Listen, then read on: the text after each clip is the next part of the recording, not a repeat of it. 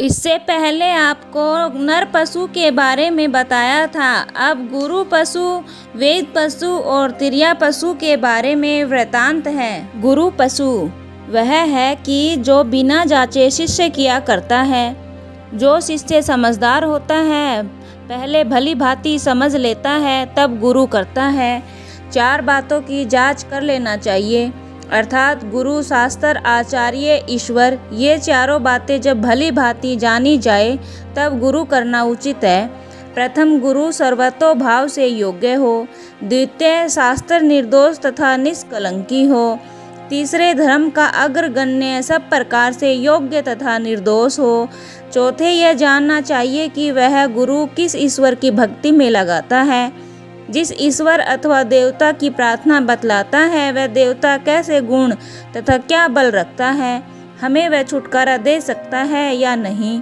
यदि वह सर्वतोभाव से योग्य तथा सामर्थ्यवान है तो उसका पूजन उचित है, क्योंकि मनुष्य अंधे गुरु से मुक्ति नहीं पा सकता। इस साखी में कबीर साहिब कहते हैं कि जिसका गुरु अंधा है, उसका चेला उससे भी अधिक आंधळा होगा। अंधा गुरु चेला को अंधकार की ओर ठेलता है। इस तरह दोनों ही नरक के फंदे में फंस गए। काल ने उन्हें कलवित कर लिया। सारा संसार गुरु गुरु कहता है, पर वही गुरु जो तत्व का विचार रखता है। सबसे पहले तो माँ और बाप गुरु हैं, क्योंकि वे ही अपने रजवीर्य से शरीर को उत्पन्न करते हैं। दूसरी गुरु सुखपूर्वक जतन कराने वाली दाई है, जिसने गर्भवास की कैद छुटा दी।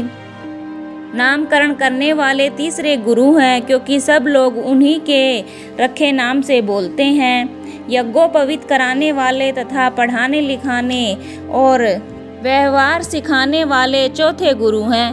5वें गुरु वे हैं जिन्होंने वैष्णव बना राम नाम का मंत्र सुमरन देकर भगवान की ओर लगाया। ब्रह्म दुर्ग के तोड़ने वाले छठे गुरु हैं, जिन्होंने दुविधा मिटाकर एक से नेह लगवा दिया। 7वें वे गुरु हैं जो शब्द लिखा दिया, जिससे यथार्थ तत्व जान उस तत्व में निमग्न हो गया, अथवा संसार का तत्व लेकर इसे जैसे का जैसा दिखा दिया। मैं जहाँ से आया था वहीं जा दाखिल हुआ। कबीर साहिब का कथन है कि दुनिया में 7 गुरु हैं, सारा संसार इन्हीं का सेवक है। सतगुरु या सातवा उसी को समझिए जो भवसागर से पार लगावे। कान फूका तो हद का गुरु है, बेहद का नहीं। जब बेहद का गुरु मिल जाता है, उस समय वो और का और ही हो जाता है। संसारी का असंसारी एवं अल्पज्ञ का सर्वज्ञ बन जाता है। जो शिष्य होना चाहे वह पहले भली भांति जांच करे। जो कोई बिना जांचे गुरु करता है वो बिगड़ता है, अंधे कुएं में गिरता है। साहिब के अनुसार तीसरा पशु वेद पशु होता है। इस संसार में 4 वेद हैं। वे पूर्व देश को दिए थे, उनके अभाव पश्चिम देशवासियों को प्रदान किए गए। इस 8 की आज्ञा पर समस्त मनुष्य चल रहे हैं। वेद पशु वे हैं जो वेद तथा पुस्तकों को पढ़ते हैं। वेदों के यथार्थ तात्पर्य से पूर्णतया अनभिज्ञ है। वेद का तात्पर्य तो अन्य है, मनुष्यों को अन्य उपदेश देकर बहका देते हैं। वेद पशु एक अर्थ निकालता है, जिस पर सहस्त्रों नर पशु विश्वास करके सत्य मानते हुए प्रशंसा करते कहते हैं कि वाह वाह स्वामी जी, आपने जो अर्थ किया वो ही सत्य है। दूसरे ने जो अर्थ किया वह कदापि सत्य नहीं है।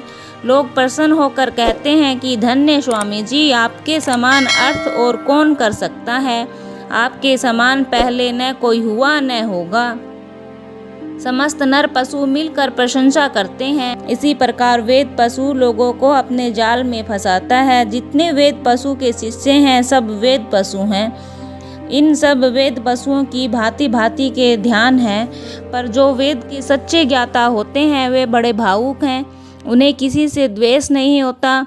कबीर की साखी कबीर जी कहते हैं कि मेरा पता वेद से मिल सकता है कि मैं कौन हूँ, क्योंकि हम वेदों में हैं, पर अपने आप पता नहीं लग सकता। कहना यह है कि पारखी गुरु की आवश्यकता है। जिस भेद में मैं रहता हूँ उसको वेद भी नहीं जानते, केवल नेति नेति कहकर इसकी ओर इशारा ही करते हैं। यह वेद पशु अज्ञान अवस्था में सब कुछ किया करता है, मिथ्या तथा सत्य की उसको तनिक भी सुध नहीं है। यह वेद पशु वेद पाठ कर घमंडी होता है, कहता है कि वेद में यह बात लिखी है, वेद में वह बात लिखी है, यद्यपि वह पूर्णतया अनभिज्ञ है कि वेद क्या है तथा किस निमित्त है। उसका वेद तथा वेद पाठ पर इतना घमंड करना, इतराना पाशविक अवस्था में है। समस्त वेदों की आत्मा केवल एक शब्द ओम है। जो कोई वेद की आत्मा को न पहचान वेद पाठी होने का प्रण करे, वो कदापि वेद का विद्वान न होगा। अतः अर्थानुसंधान के साथ वेद पाठ हो, उससे आत्मा के जानने की चेष्टा करें। चौथा पशु त्रिया पशु। त्रिया पशु उसको कहना चाहिए जो स्त्री का पशु हो। वैसे वो स्त्री का पशु यह सारा संसार है। स्त्री समस्त जीवों को नचाया करती है। इस स्त्री ने अपनी गुलामी का फंदा सबके गले में डाला है। काम बाण सबके हृदय को भेद गया। इस कारण ही समस्त मनुष्य मर गए। सांसारिक मनुष्यों की तो गणना ही क्या है, यह बड़े बड़े सिद्ध साधुओं के हृदय को भी टुकड़े टुकड़े कर देती है। संतोष तथा धैर्य मन से पृथक हो जाता है। इस स्त्री का नाम वासना तथा इच्छा है। उसने सबको बांध रखा है। इसी के कारण सबका आवागमन हो रहा है। इसी के कारण भवसागर की स्थिति है। यह मनुष्य तथा देवता किसी को नहीं छोड़ती। जब से स्त्री पुरुष के साथ होती है, उसी दिन से तपस्या तथा व्रत से मनुष्य वंचित रहता है। केवल स्त्री के ही कारण बंधन में रहता है। उसको उसी स्त्री ने अंधा कर दिया है। समस्त झगड़ों तथा बखेड़ों की जड़ स्त्री है। समस्त विद्या तथा कार्य की वैरिन है। समस्त सांसारिक मनुष्य इसके ही प्रेम में फंसकर अपने सृजनकर्ता से दूर हो गए। जो कोई इससे प्रेम करेगा, उसमें सृजनकर्ता का प्रेम तथा उसकी भक्ति न हो सकेगी। स्त्रिया पशु में तनिक भी मानसिक बुद्धि नहीं होती, पर जब उसका मानसिक शिक्षा मिले तो वास्तव में वह मनुष्य बन जावे, नहीं तो सदैव इसी प्रकार फंसा रहेगा।